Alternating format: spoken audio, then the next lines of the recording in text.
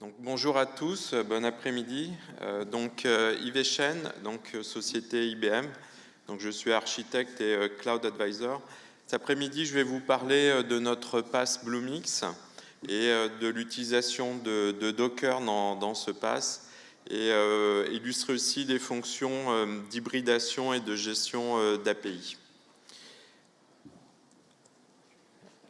Alors, la vision d'IBM pour le cloud est d'avoir un cloud ouvert. Donc, IBM fait à peu près 9 milliards de dollars sur le secteur du cloud. Donc, c'est des volumes qui sont à peu près aussi importants qu'Amazon et que Azure, sur un ensemble de logiciels et de services. Simplement, on a pris une position qui est de jouer à fond la carte des technologies ouvertes. Donc au niveau par exemple de nos infrastructures IaaS, nous avons adopté OpenStack. On a mis aussi notre puce Power, donc qui est à la base des grands systèmes Unix d'IBM, on l'a mis en mode open, un petit peu dans le modèle d'ARM, il y a quelques licensing, mais la puce peut être fabriquée et utilisée par d'autres. Par exemple, Google et les grands du web chinois l'ont adopté pour leur utilisation. Et au niveau des logiciels et des passes, donc nous sommes acteurs de Cloud Foundry avec d'autres acteurs comme Pivotal, Docker, on verra ce qu'on fait de Docker dans notre pass IBM, et plus récemment aussi en termes de langage, un intérêt très fort sur Node.js, qui est un langage qui est actuellement le plus actif. Node et JavaScript est le langage qui a le plus de librairies dans le monde. Dans tous les autres langages, qui montrent sa capacité à faire énormément de traitements. Donc initialement, c'était une technologie qui était plutôt sur la partie mobile, le poste client, et qui de plus en plus maintenant devient aussi important que Java sur la partie serveur. Et IBM a racheté une société qui est parmi les deux top 3 contributeurs, qui s'appelle Strongloop, qui est un des plus gros contributeurs de Node. Alors, ce qui est Bluemix, en fait, c'est un pass managé. Donc, c'est une offre qui a 1 an. Il y a déjà 500 000 utilisateurs qui sont enregistrés. On a adopté aussi un modèle qui est assez courant, comme a mentionné la personne de Docker et de GitHub, c'est des modèles de type freemium, c'est-à-dire que vous avez un premier niveau d'usage qui est gratuit, et puis après on a un modèle payant. Et sur tous les usages, on a un mois absolument gratuit. Donc vous pouvez vous inscrire, soit en tant que personne ou en tant que société, pour utiliser le produit. Donc en fait, ça va être une offre intégrée où on va avoir des services de type IaaS, mais ce n'est pas ce qui est vendu. On vend en fait que du middleware, du runtime, et qui est managé par IBM. Il y a plusieurs centaines de personnes qui sont derrière la plateforme pour la maintenir en mode opérationnel. Et en termes de briques technologiques, donc dedans, on va avoir de l'OpenStack, du Cloud Foundry et du Docker. Alors, si on regarde un petit peu plus près ce qu'il y a dans l'offre Bluemix, on va c'est une sorte de supermarché pour les développeurs. C'est-à-dire, on va avoir des thématiques, si on va faire du web, du mobile, si on veut faire du big data ou de l'Internet of Things, on aura accès à des librairies cognitives d'IBM Watson. On aura aussi capacité d'accéder à une grande partie du portefeuille analytique d'IBM qui a été intégré dans cette plateforme, et d'avoir des composants de sécurité. Alors c'est un système qui est ouvert, on ne trouve pas que des middleware ou des solutions qui viennent d'IBM, à peu près un tiers viennent d'autres acteurs, et c'est un système ouvert, on utilise Cloud Foundry, donc on peut amener son propre build pack et ses propres solutions dedans. Donc on a Simplicité, qui est un acteur du pass français, qui a mis son pass dans notre catalogue pass. Donc c'est un pass spécialisé pour la connectivité vers certains back-ends. Alors ensuite, si on regarde sur la droite, on va avoir tout ce qui est l'ouverture de la plateforme. Développer une nouvelle application web ou une nouvelle application mobile, c'est intéressant. Alors évidemment, on va lui rajouter de l'analytique, souvent de l'analytique temps réel. Si on veut, on a par exemple une solution qui s'appelle Presence Insight, qui est utilisé dans certains magasins parisiens ou qui peut être utilisé dans un stade et qui peut, grâce avec des bornes Wi-Fi ou e-beacon, savoir où vous êtes, près de quel rayon, et si vous avez fait un opt-in, vous proposer des services ou des coupons au fur et à mesure que vous progressez, par exemple, dans un magasin. Et donc ça, c'est un service qu'on va trouver sur Bluemix. Et derrière, on a besoin d'API pour ouvrir l'application et la plateforme vers l'extérieur. Alors, on va avoir des bibliothèques d'API qui vont ouvrir vers des services externes, du Google Maps, du PayPal, etc., du Twitter, ou vers les API de l'entreprise. C'est-à-dire, si vous êtes une banque, d'accéder au système bancaire. Alors, on y reviendra parce que j'ai un zoom sur ces fonctions-là. Si on regarde sur la gauche, donc c'est l'ouverture vers la partie DevOps. Donc on va retrouver GitHub. On vient de signer un partenariat d'ailleurs il y a quelques jours avec GitHub. On utilise Jenkins. Alors soit on les utilise de manière autonome dans des chaînes que vous avez déjà disponibles qui viennent pousser des choses en production sur Bluemix, où on a une version en SaaS où tous ces produits sont dans des zones privées pour un usage d'entreprise. Alors, la partie hybridation, si on regarde en bas, on va pouvoir déployer cette plateforme dans 3 modes. Donc, il y aura une version publique, un peu une sorte de pass public où on vient s'inscrire, consommer. Si on est, on va dire, un utilisateur occasionnel où on sait comment simplement à travailler avec la plateforme. En cas d'adoption de la plateforme pour un usage plus intensif, on peut avoir une version dédiée de la plateforme. Alors dans les deux cas, ça va tourner sur le cloud d'IBM, donc ça s'appelle SoftLayer.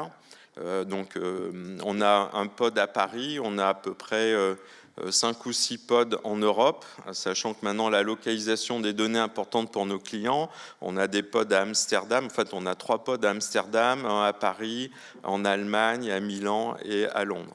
Plus évidemment des pods sur les Amériques et sur l'Asie. Et aussi, on a annoncé il y a un mois la possibilité d'avoir un Bluemix local, c'est-à-dire là installé dans vos locaux sur des machines qui sont chez vous avec un OpenStack au-dessus. Alors, ces différentes solutions, donc, comme je vous l'ai dit, c'est une offre qui a 1 an, qui rencontre beaucoup d'intérêt, surtout qui va changer l'usage. Et en tant qu'un grand éditeur, on a changé complètement le modèle de facturation, donc comme je le répète, qui est devenu freemium, et avec des paliers. C'est-à-dire qu'on ne facture plus avec en général, dans la plupart des services, sauf certains big data, comme le big data, où on va avoir peut-être encore la vision sur des cœurs et des CPU, c'est facturé au gigaoctet en mémoire ou gigaoctet sur disque. Et puis, il y a un premier palier. En général, les 20 premiers gigas, par exemple, sur certains services sont gratuits.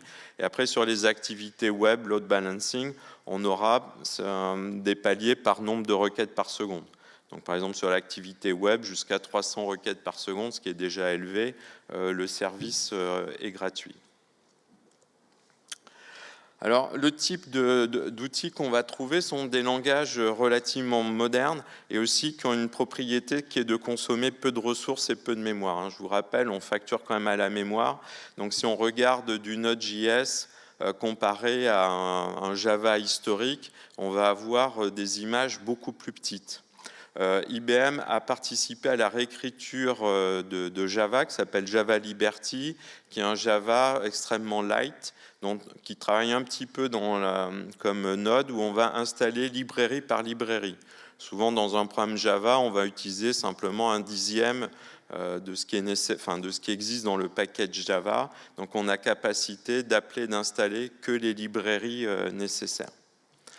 Alors, on est en train aussi de travailler, ça sera annoncé sous peu, sur l'arrivée d'ASP.NET 5, donc le .NET de Microsoft. Donc, on a fait un partenariat avec eux. Alors, ASP.NET 5 est quand même une réécriture profonde de .NET, donc ça permet pas forcément de faire tourner du .NET 4 ou antérieur classique, mais Microsoft pousse sa communauté à basculer de toute façon sur cette version qui a l'avantage, elle aussi, d'être réellement faite pour le cloud. Et on a aussi quelques Java plus historiques, puisque IBM a dans son catalogue, par exemple, WebSphere Application Server, qui sont actuellement en alpha sur la plateforme. Alors ça, c'est l'aspect langage. Donc j'ai mentionné tout à l'heure déjà quelques éléments sur la partie compute. Alors j'y reviens. Par défaut, le PaaS d'IBM est Cloud Foundry. Donc Cloud Foundry utilise déjà, par la constitution de cette open source, des containers. Donc ça ne travaille pas sur des VM, mais sur des containers qui sont de type Warden. Alors il y a un projet en cours auquel IBM participe pour porter ces containers, enfin remplacer le container Warden par Docker pour les entreprises qui le souhaitent. Mais déjà présent, à côté des conteneurs Warden, on peut déployer ces conteneurs Docker et avoir en fait un ensemble cohérent. Donc on va faire toute la gestion de la mémoire, du single sign-on, de la sécurité, des deux types de conteneurs, ceux de Cloud Foundry, ceux de Docker. On a vu tout à l'heure qu'il y a de l'OpenStack. Donc, par exemple, le KVM que va utiliser Cloud Foundry peut être piloté par OpenStack. Et on peut avoir aussi, dans l'univers Bluemix, des VM OpenStack disponibles. Donc, Bluemix va contrôler l'ensemble des trois plateformes. Et on pourra mettre, d'ailleurs, on a vu Cloud Foundry va plutôt être fait pour réécrire des applications mobiles web de nouvelle génération avec des microservices, enfin des nouvelles architectures. Mais si on a déjà du code existant en .NET, en version plus ancienne, du C++ ou du code qui existe, on peut l'amener dans des conteneurs Docker ou OpenStack et les intégrer avec l'application, les nouvelles applications. Donc en termes de localisation, je l'ai déjà mentionné, c'est cette possibilité d'avoir un mode hybride dans son fonctionnement avec des zones publiques dédiées dans le cloud ou dans son data center. En termes d'outillage, en fait, on fait simplement des intégrations d'outils. En tant que tel, Bluemix n'est pas... Enfin, on peut l'utiliser pour développer dans la mesure où on peut appeler chacun des outils, mais on aura un éditeur de code qui est un éditeur Sublime ou autre, ou Eclipse, suivant ses choix. La gestion de code sera faite par GitHub. Alors, on a intégré l'accès à GitHub Pro, et on a une version entreprise qu'on peut installer chez soi si on veut. Il y a du Jenkins pour faire tous les cycles de build et de release, et Urban Code pour faire le déploiement. Alors, ce qui fait la richesse de la plateforme, c'est plus de 100 services. Donc, on va avoir, alors ces services, une fois que vous avez écrit votre code, vous allez avoir besoin de services techniques, par exemple un autoscaler, par exemple un single sign-on. Vous allez avoir besoin de services de type data. Donc, on aura par exemple un service de session management pour la partie web, de cache management, de non-SQL, par exemple du Redis, du MongoDB, du CouchDB, ou des bases de données de type SQL. Et pour chacun des services, vous pouvez aussi prendre des options pour que la base de données soit managée. Donc d'avoir une database as a service où on fera pour vous, suivant ce que vous avez pris comme option de management, des backups ou de la réplication, voire de la géoréplication, c'est-à-dire capacité de répliquer les données sur 3 continents pour certains services. Alors, un point important, c'était dans le titre, c'est les API. C'est qu'une application se doit d'être ouverte et de pouvoir consommer des données. Alors déjà, les applications Bluemix vont avoir tout un outillage prévu pour gérer les connexions sécurisées et cryptées vers les data centers. Donc vous avez certainement connecté votre application avec des legacy, soit chez vous, soit chez des partenaires. Donc c'est la Secure Gateway. Ensuite, vous allez peut-être devoir faire de l'importation de données pour peupler, par exemple, des bases de données SQL ou non SQL dans la partie cloud. Alors, on a des ETL nouvelle génération qui s'appellent DataWorks, et d'ailleurs qui a été écrit, dont le développement a été fait en utilisant la technologie Docker sur ce produit particulier, DataWorks. Sur ces produits-là, vous aurez des fonctions spécifiques au cloud. C'est-à-dire, par exemple, dans le cloud, vous allez faire des services qui vont utiliser des données qui viennent de l'entreprise. Alors déjà, vous allez pouvoir décrire toutes les données qui ne doivent pas être dans le cloud. Par exemple, les données nominatives de cartes de crédit ou autres, vous allez pouvoir les repérer et interdire leur arrivée par extraction, je vais dire, malheureuse dans le cloud. Ou alors les masquer, les offusquer, c'est-à-dire qu'elles pourront être utilisées par les traitements, mais les données elles-mêmes ne seront pas présentes dans le cloud. Et d'autre part, cette ETL vous permet d'accéder à des tas de données qui sont en dehors de l'entreprise. De plus en plus, la donnée intéressante va mélanger des données de Twitter, de temps, de news, etc., de social network. Et on a tout un catalogue d'outils qui vous permettent très facilement, en particulier, on a un accord où on a accès à l'intégralité des données Twitter. Donc même si vous mettez votre handle et que vous avez fait 10 tweets, vous les verrez. Alors évidemment, suivant, c'est un mode freemium, donc il y a un premier niveau d'usage qui sera gratuit, et si vous utilisez beaucoup, vous rentrerez dans une zone payante par rapport à l'utilisation de ces données Twitter. Alors ensuite, derrière, vous avez tout ce qui est l'API. Donc vous avez capacité de créer vos propres API en REST en général ou en Web Services ou d'autres technologies. Ensuite, d'en faire son management, c'est-à-dire de pouvoir dire celles qui sont utilisables par des partenaires ou simplement en usage interne et par qui. Donc de faire un contrôle très fin d'utilisation. Et ensuite, on a un outil qui s'appelle API Harmony, qui utilise notre système Watson. Et en gros, c'est un peu les Yellow Pages des API. C'est-à-dire que vous êtes développeur, vous voulez faire un paiement, vous voulez avoir accès à de la cartographie. Et si votre application est mondiale, les acteurs sont peut-être différents pays par pays. Donc, il va vous aider à naviguer dans toutes les API qui ont été publiées au niveau global, vous en donner les caractéristiques techniques, les aspects contractuels et aussi les modèles de paiement. C'est assez intéressant. Par exemple, je pense que si vous savez que si vous utilisez Google Maps, là c'est aussi un modèle freemium, jusqu'à un certain niveau, Google Maps est payant et gratuit. Ensuite, il passe en mode payant. Donc, toutes ces informations sont disponibles dans API Harmony. Alors pourquoi on va faire du Bluemix? Alors on peut évidemment écrire des nouvelles applications et souvent dans l'entreprise on va rénover des applications. Donc on a une cible par exemple qui est la rénovation des applications 3 tiers, par exemple qui ont été écrits entièrement en Java ou en .NET et d'utiliser les microservices. Alors, ces microservices sont de plus en plus populaires. C'est quand même une technologie qui est relativement nouvelle. Je pense que vous connaissez peut-être le site 12 Factor qui vous donne l'usage parce qu'en fait, tout n'est pas éligible à être fait en microservices. Et les grosses sociétés du web elles-mêmes ont commencé à l'utiliser, à la mettre en pratique il n'y a que quelques années. Par exemple, Twitter a montré comment entre maintenant, enfin 2013 et aujourd'hui, ils ont créé 12 microservices. Avant, Twitter, c'était un code monolithique qui était tourné pour chaque utilisateur. Et puis à 200 millions d'utilisateurs, ils ont pris le mur. Et donc, ils ont eu un programme. Et si vous regardez sur SlideShare, c'est d'ailleurs un des meilleurs documents qui vous explique comment on fait du microservice. Alors, on le voit sur Twitter, mais aussi Airbnb, qui est passé en microservice.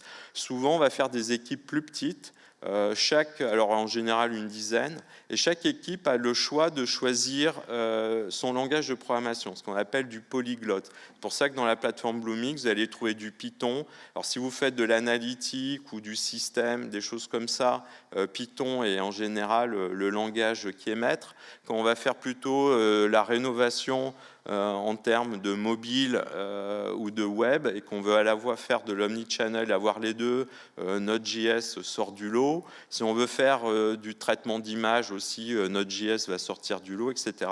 Si on veut faire du calcul financier ou scientifique, bon, on va vouloir faire peut-être du Java. Voilà, chaque équipe va choisir le meilleur modèle, va aussi choisir ses outils. C'est-à-dire que si vous faites du Node, votre base non SQL et du document, bah, ça sera peut-être du Redis ou du CacheDB. Et ce qu'il y a d'intéressant, c'est que dans ce mode-là, en microservice, il ne faut pas croire qu'on fait du microservice, on va garder 5 services en Java ou en .NET. En général, il va y avoir un panachage et chaque zone va en fait utiliser un data service ou une technologie de données différentes. Alors, ensuite, on va avoir besoin de pouvoir gérer de manière homogène le single sign-on, les passages de messages entre tout ça. On va y avoir une combinaison entre du REST et du MQTT en général, c'est une bonne configuration. Beaucoup d'échanges autour des data caches, de gérer le scaling, tout ça. Voilà. Donc tous ces services-là, vous les avez naturellement dans la palette de programmation de Bluemix. Donc c'est très facile à faire. Alors maintenant, un zoom sur la partie container de Bluemix. Pourquoi on a rajouté les containers? Alors d'abord, les containers sont naturels quand on fait un pass. Comme je vous l'ai mentionné tout à l'heure, Cloud Foundry est basé sur le pass Warden. Bon, maintenant, c'est une bonne technologie, mais elle n'a pas, on va dire, l'élan qu'a Docker. Donc l'intérêt de Docker, en fait, c'est tous les repositories qu'on va avoir, cette capacité aussi de pouvoir amener du code, commencer dans Bluemix, finir ailleurs chez Amazon ou vice-versa. Donc cette capacité aussi à porter son code. Et aussi cette capacité de bénéficier en fait de la dynamique et de l'innovation de cette communauté. Parce que je crois que juste après Linux, il y a la communauté Docker en termes d'activité. Donc IBM a simplement rendu tout ça plus facile à consommer. Donc on a fait une alliance avec Docker qui a été annoncée cet été. Donc on a pris une licence sur la partie registry pour faire du private. On publie nous-mêmes toutes nos images. Alors il y a toute une activité en cours de publication d'images des logiciels IBM dans le public. On a dans Bluemix une version privée de ce container. Et aussi, on rend la technologie conteneur ouverte à d'autres technologies comme nos grands systèmes mainframe et Unix. Alors, si je regarde Docker, le premier cas d'usage naturel va être autour du DevOps, qui est d'ailleurs le thème d'aujourd'hui. Donc, à l'intérieur de Bluemix, encore Bluemix n'est pas un outil de développement, c'est simplement, on va dire, un orchestrateur des différents outils qu'on a choisis. Donc, on va pouvoir utiliser Sublime ou Eclipse, utiliser GitHub. D'ailleurs, comme je l'ai mentionné tout à l'heure, on a fait le même niveau d'alliance qu'avec Docker pour avoir des GitHub entreprises, soit en mode SaaS, soit en mode installé dans le data center du client. On va utiliser du Jenkins pour faire en fait le build continu. Et après, on a là, par contre, pour le continuous delivery, notre propre technologie qui s'appelle Urban Code. Et on a aussi connecté tous nos outils de test et de vulnérabilité. Alors d'ailleurs, ces tests vont vous signaler si les images que vous chargez dans le registry sont sécurisées. Et par exemple, si on déploie sur la zone publique de Bluemix, si l'image n'est pas assez sécurisée, elle sera bloquée puisque ça va représenter un danger. Par contre, vous pourriez éventuellement la déployer chez vous dans une zone privée puisque ça serait votre responsabilité. Alors on le fait parce que sinon une image mal protégée sera en fait envahie par des bots en quelques minutes quand on est dans des domaines publics. Donc on a des outils assez stricts là-dessus. Alors le DevOps, qu'est-ce que c'est finalement? Donc il y a déjà la description de ce qu'on va vouloir déployer. Donc ça, en général, les développeurs sont très forts pour dire, voilà, il y a mon code, les middleware, les versions, les artefacts, les liens entre les différents modèles. Ensuite, il va y avoir un savoir-faire de comment je le déploie. Est-ce qu'il faut de la haute disponibilité, de la sécurité? Donc là, je vous ai dit, il y a des scripts, par exemple, qui vont valider ou invalider si l'image est assez sécurisée pour être mise dans un système public. Et après, on va dire où on veut le déployer, soit sur un Bluemix privé, local, ou dire à un moment donné, on a commencé à développer dans Bluemix, mais en fait, en prod, ça va partir ailleurs, sur le data center du client ou sur un autre système cloud. Donc, lorsqu'on remappe le what, le where et le how sur Docker, donc on va avoir cette capacité d'assembler des composants. Et c'est là où Bluemix va être intéressant. Tout à l'heure, on a vu que si on a un traitement, une web app, un Redis, un Mongo, c'est pas si simple à faire directement avec les outils de Docker.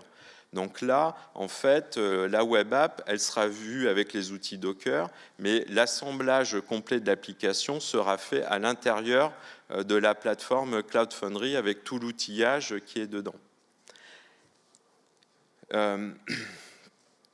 Alors maintenant, si on regarde la liste des valeurs ajoutées qu'amène Bluemix autour de Docker, alors on va avoir un catalogue d'images préexistantes, on va avoir de l'aide et des outillages pour faire les builds et le rajouter à votre zone privée du registry.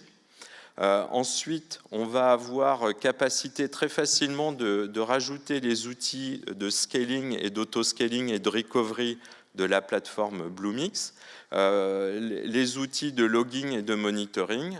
Et ensuite, si vous avez écrit une web app, mais qui est que 10% du code et qui doit dialoguer avec d'autres composants qui sont écrits dans d'autres technologies, des VM, OpenStack et autres, la plateforme va se charger de l'orchestration et de lier tous ces composants entre eux, d'assurer la connectivité en IP interne et externe de tous ces différents composants.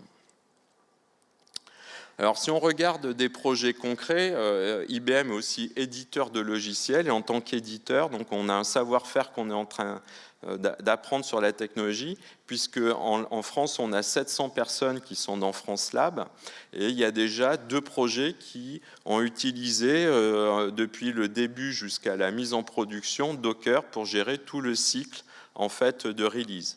Alors, il y a un produit qui est assez connu en France. IBM a racheté iLog il y a quelques années, iLog Rules, qui est un moteur de règles. Et ce moteur de règles a été porté et réécrit pour le web. En général, il y a quand même un gros travail pour rendre ces logiciels en mode SaaS ou en mode PaaS. Et tout le projet a été fait en France à partir de Docker et nous a servi un peu à calibrer les technologies Docker. Alors tout à l'heure, je vous en ai mentionné un autre qui s'appelle DataWorks. Donc, alors là, il y avait quelques Français qui travaillaient dessus, dont le chef architecte. Et DataWorks aussi, tout son développement a utilisé Docker dans le cycle DevOps. Alors si on utilise maintenant DevOps et Docker, on va voir après quelques petites vidéos, parce que je ne vais pas tenter de faire d'avoir le même problème de Wi-Fi. Donc on a capacité soit d'avoir les outils intégrés où on va faire l'édition, le Git à partir de la console web et d'avoir le build et le run depuis la plateforme qui est pilotée. Et la plateforme va aussi intégrer, par exemple, si on avait besoin d'un MongoDB, on n'a pas besoin soi-même de s'occuper de ce code-là. On écrit son code Java ou Node.js. Après, on va dire on a besoin d'un MongoDB et la plateforme Cloud Foundry fera les liens nécessaires et les setups nécessaires. Alors, quelques vues avant de voir la vidéo. Donc, en fait, dans Bluemix, on a une partie optionnelle encore qui est DevOps, parce qu'on sait que certains développeurs veulent faire que du CLI. Donc, toutes les fonctions sont disponibles en command line pour les purs et durs. Pour les développeurs plus occasionnels, on a une interface graphique où on va pouvoir définir des build stages, des test stages et des deploy stages. Et en fait, lorsqu'on va choisir le build ou le deploy, on va avoir un certain nombre de technologies, dont IBM Container, donc qui est la version de Docker qui est disponible dans la plateforme, où on a du Cloud Foundry, puis il y a même d'autres technologies disponibles pour faire les builds. Et ensuite, quand on va faire le deploy, de la même façon, on viendra choisir la cible Docker la zone Docker pour faire son déploiement. Ensuite, quand le build est fait, les images vont se rajouter. Donc celles du haut en vert sont les images déjà disponibles et le nombre s'accroît à peu près chaque semaine. Et après, lorsqu'on crée ses propres images, donc dans sa zone privée, les images viennent se rajouter. Ensuite, comme je l'ai dit, on a une console de run intégrée. Donc on a tous les composants et les services, les VM OpenStack et les conteneurs Docker qui sont disponibles, ainsi que les outils qui permettent de voir la consommation et l'usage sur le système. Alors, il y a une petite manip pour lancer la vidéo.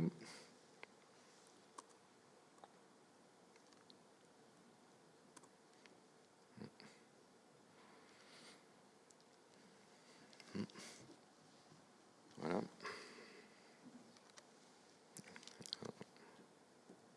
Mauvais bouton. Alors là, on était sur le dernier schéma. Donc là, on va voir un petit peu lorsqu'on va créer, parce qu'on peut créer des conteneurs. Imaginons qu'on a déjà fait un développement avec une autre technologie, on va vouloir l'intégrer à un développement en cours sur l'Internet of Things. Par exemple, on a un traitement scientifique qu'on veut amener dans une image Docker.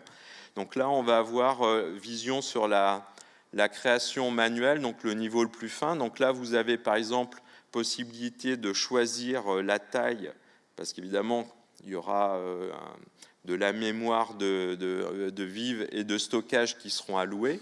Alors, comme je vous l'ai dit, les premiers niveaux vont être gratuits. Puis évidemment, si vous faites un conteneur assez gros, là, vous allez rentrer dans la partie payante. Vous pouvez les mettre en single container ou en groupe de conteneurs, par exemple faire de la haute disponibilité.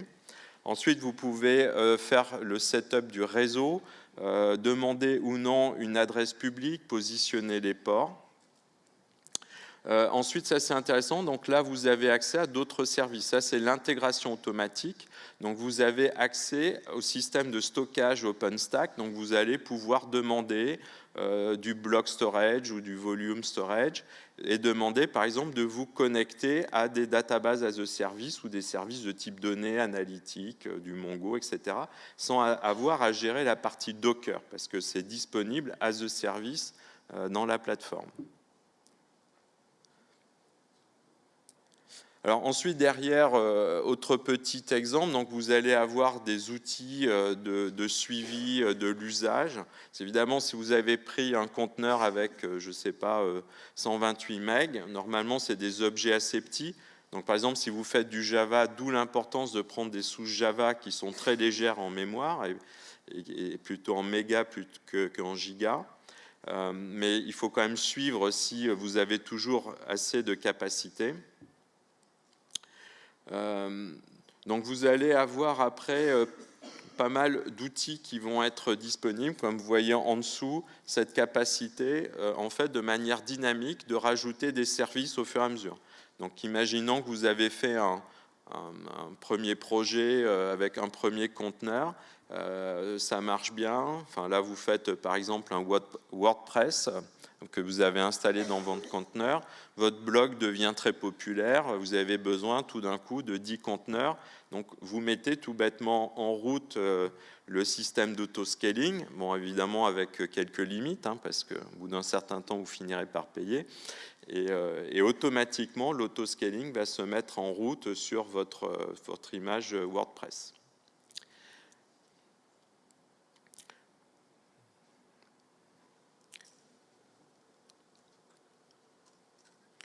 Voilà, donc là, on est toujours sur ce premier conteneur. Dans le deuxième conteneur, donc là, on est dans le dashboard de la console Bluemix. Et là, on va avoir un autre conteneur où on va avoir l'autre exemple qui, lui, va utiliser... Alors, dans les Google Docs, il existe une version open source des Google Docs qui s'appelle Etherpad, alors qui est quand même une source, c'est du Node.js, parce que Node vient de la communauté, enfin, de l'environnement Google, comme Go. Et Etherpad est très utile pour faire des petits systèmes de chat ou de partage de documents, parce que vous avez toutes les fonctions clés d'un Google Docs en open source. Et donc, c'est un type de code qui est assez intéressant pour tester ce qui est Node et ce qui vous permet en fait d'avoir un document qui va être partagé par plusieurs utilisateurs. Voilà. Donc c'était des... Je vais avancer parce que...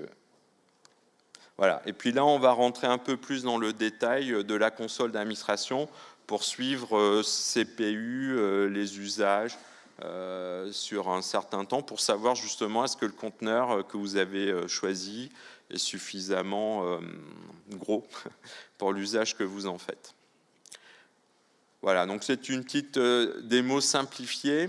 Alors si vous faites sur Google démo et Bluemix, il y a plusieurs centaines de démos disponibles. Vous verrez toutes les combinaisons, parce que vous verrez du Node, du Java, de l'Internet of Things, l'utilisation des conteneurs, l'utilisation de l'analytique. Qu'est-ce que ça amène de faire de l'analytique ou du cognitive? Il faut savoir que des cabinets comme IDC pensent que d'ici 3-4 ans, plus de la moitié des applications web et mobiles vont utiliser des services cognitifs en back-end. Et tout ça, c'est très simple, parce que bon, IBM est très actif là-dedans via Watson, et les API clés de Watson sont disponibles dans la plateforme Bluemix. Donc même votre code qui est dans Docker, très facilement, peut faire un binding et dialoguer avec les API Watson disponibles dans la plateforme.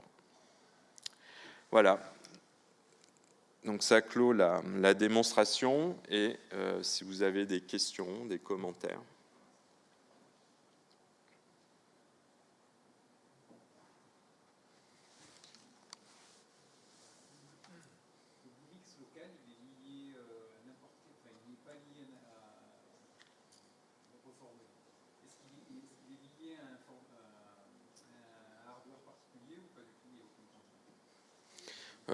Enfin, il va y avoir une contrainte. Il y a deux options. On peut l'installer sur VMware ou sur OpenStack, mais pour des raisons de support, il y a quand même une liste de matériel qui est demandée pour éviter une combinaison trop grande de problèmes. Donc, c'est pas complètement ouvert. Il y a un choix, mais et IBM ne fait plus de matériel Intel, donc c'est un choix qui est relativement ouvert et non IBM, bien sûr.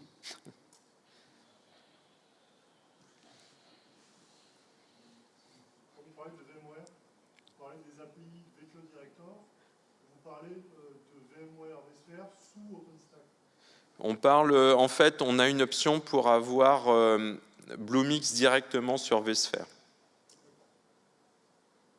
Alors, la raison, c'est que lorsque on va l'installer chez un client, la partie infrastructure jusqu'à ce niveau-là sera la responsabilité du client. Il y a des clients qui ne connaissent pas OpenStack, mais qui connaissent VMware. Donc, c'est pour ça qu'il y a ces deux choix. Et d'ailleurs, dans Bluemix, IBM n'a pas accès aux données. On a la possibilité de crypter. Donc, il faut voir que IBM ne voit que l'infrastructure du PaaS, mais n'a pas accès aux données du client. Donc, Bluemix, c'est une solution que vous vendez pour du on-premise, ou c'est à la fois du on-premise, mais aussi du locatif hébergé chez IBM? Alors, dans tous les cas, c'est du locatif, alors hébergé chez IBM ou chez vous. Mais on ne sait pas une installation et après on vous la laisse. C'est-à-dire que le Place Bluemix, c'est beaucoup de lignes de code, donc vous bénéficiez toujours des centaines de personnes qui sont à l'opération et qui maintiennent ce code opérationnel. C'est un projet avec de l'intégration et du service IBM. Oui. Oui. On a une idée sur un projet réalisé aujourd'hui, le nombre de jours on que ça représente? Oui. Oui, alors il y a plusieurs sociétés de services. Donc, par exemple, il y en a une qui a fait un projet pour la RATP, enfin la RATP, un projet BART, qui est en fait la RATP de Californie. Donc, on peut réduire des cycles de développement de 6 mois à peu près à 15 jours. Il y a la société Capgemini en France qui l'a adopté sur des clients bancaires, sur sa plateforme Internet of Things. Donc, en général, on va aller très vite parce que si on est développeur et qu'on fait du cycle court, donc on est développeur, on arrive face au marketing, en fait, grâce à ce sort de supermarché du middleware, dès l'après-midi, on a l'intégralité des middleware dont on a besoin. Et d'ailleurs, on peut avoir une idée du prix, parce qu'une fois qu'on a fait son shopping, on va dans le cart, enfin le panier, et on peut voir combien ça coûte et quels sont les paliers gratuits ou pas. Et comme les paliers gratuits sont assez généreux, tant que vous êtes dans le début de votre cycle d'itération avec le marketing pour créer votre appli, vous ne payez pas en fait. Mais si l'appli, au bout de 3 semaines, a déjà de l'usage, etc., très rapidement, vous pouvez la faire monter, lui rajouter des services de sécurité, etc. Donc c'est le modèle qu'il y a derrière ce type de plateforme. Et c'est pour ça que des sociétés de services sont intéressées, parce que ça améliore finalement la productivité, l'utilisation de leurs développeurs. Parce que quand on travaille dans une entreprise classique, la société de services va souvent attendre plusieurs semaines avant qu'on ait les machines pour faire son WebLogic, son Java, sa base de données, son data warehouse, etc. Or là, tout est disponible. Alors, vous n'avez pas un catalogue infini, mais il y a plus de 120 références qui sont dans ce supermarché en termes de middleware et de technologie. Est-ce qu'il y a une garantie sur le niveau ou le seuil à atteindre pour commencer à payer, ou est-ce que potentiellement il peut y avoir un changement politique d'IBM qui, justement, Alors, il y a une garantie. Vous pouvez signer des contrats. Donc, les très grosses entreprises vont signer des contrats où ce genre de clauses ne peuvent pas changer pendant un horizon de quelques années. Par contre, en tant que particulier, le cloud, c'est le cloud. Il peut y avoir des changements de politique d'un jour sur l'autre ou d'une semaine sur l'autre. Mais c'est vrai dans tous les modèles cloud. Par contre, le fait que ça soit un modèle freemium, c'est un choix à très long terme. Oui. Qui est votre plus gros concurrent aujourd'hui? Alors, historiquement, alors, il y a des concurrents non ouverts, c'est-à-dire que le plus gros acteur du PaaS sur le marché, c'est Amazon, qui fait 1 milliard de chiffre d'affaires là-dessus, mais ils ont une vision du PaaS qui est différente.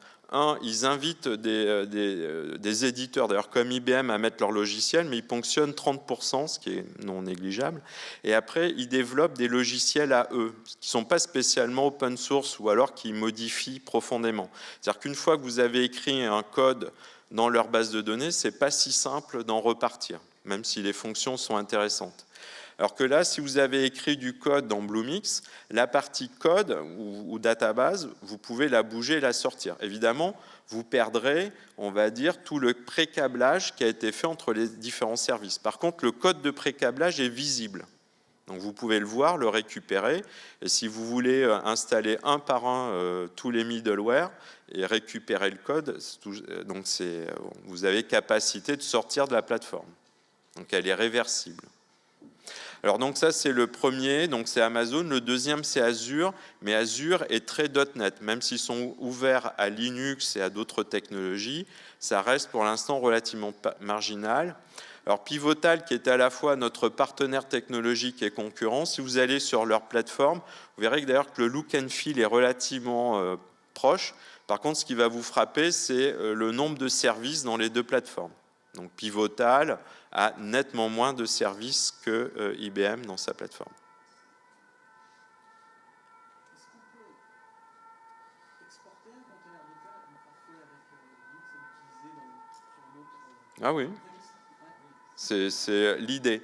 Alors la fonction d'export, on a un outil qui est Urban Code et qui peut automatiser. Alors soit vous le faites à la main. C'est pas le conteneur, il est toujours Docker, hein, c'est juste l'outillage et son intégration qui a été travaillé, mais vous pouvez le mettre où vous voulez, et on a des outils comme Urban Code d'ailleurs qui peut complètement automatiser, donc jusqu'à telle et telle étape c'est dans Bluemix, et puis après ça part ailleurs, et là tout est en pouce-bouton.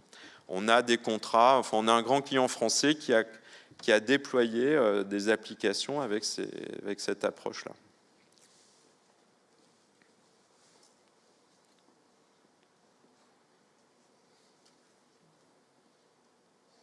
Bon, ben, je vous remercie.